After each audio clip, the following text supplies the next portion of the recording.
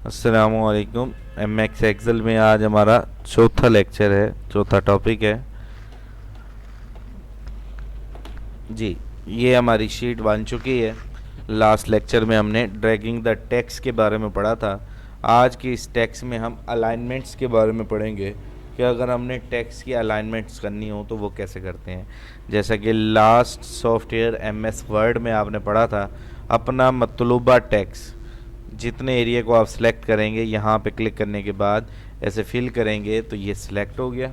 Select करने के बाद ये तमाम अलाइनमेंट्स मौजूद हैं। लेफ़्ट अलाइनमेंट सारे टेक्स्ट को लेफ़्ट साइड पे कर देना, सेंटर अलाइनमेंट सेंटर में करना, राइट अलाइनमेंट राइट साइड पे करना। ये तीनों टेक्स्ट अलाइनमेंट्स करने के लिए यूज़ होती हैं।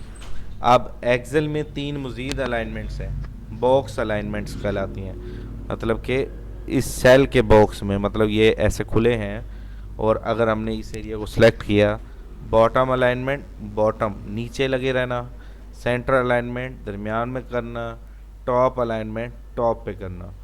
एक्सेल में जो अलाइनमेंट ज़्यादातर यूज़ होती है वो डबल होती है, सेंटर टू सेंटर, यानी कि टेक्स्ट के भी सेंटर में, बॉक्स के भी सेंटर में। तो ये थी अलाइनमेंट्स का टॉपिक कि अगर हमने अपने टेक्स्ट को सेट करना हो। देखिए, हमने जिस एरिया को सिलेक्ट किया हुआ था सिर्फ वो हुआ है, बाकी कुछ भी नहीं हुआ, क्योंकि बाकी को हमने सेलेक्ट नहीं किया। जब हम इधर सेलेक्ट करेंगे तो बाकी टेक्स्ट भी होगा। नेक्स्ट टॉपिक है हमारा इसका फाउंट स्टाइल। टेक्स्ट मैंने ये सिलेक्ट कर लिया, फाउंट स्टाइल तब्दील करना हो तो ये जो भी हम लगाएंगे वो लग जाएगा। ये स्टाइल तब्दील, साइज़ तब्दील, ग्रो फाउंट, फाउंट को बढ़ाना, श्रिंक फाउंट, फाउंट को कम करना, फाउंट कलर, फाउंट का कलर चेंज करना, बोल्ट मोटा करना, इटैलिक तिरछा करना, अंडरलाइन अंडरलाइन लगाना।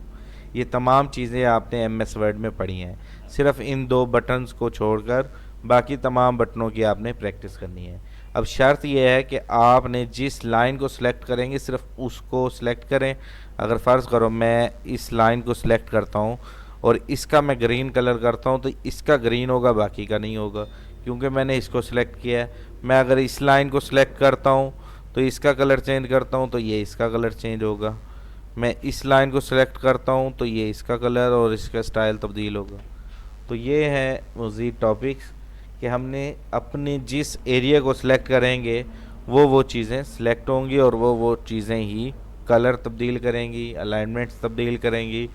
और ये तमाम चीज़ें आपने करके देखनी है। Font style, size, grow font, shrink font, bold, italic, underline, font colour, तीनों अलाइनमेंट्स और तीनों एक्सेल की अलाइनमेंट्स।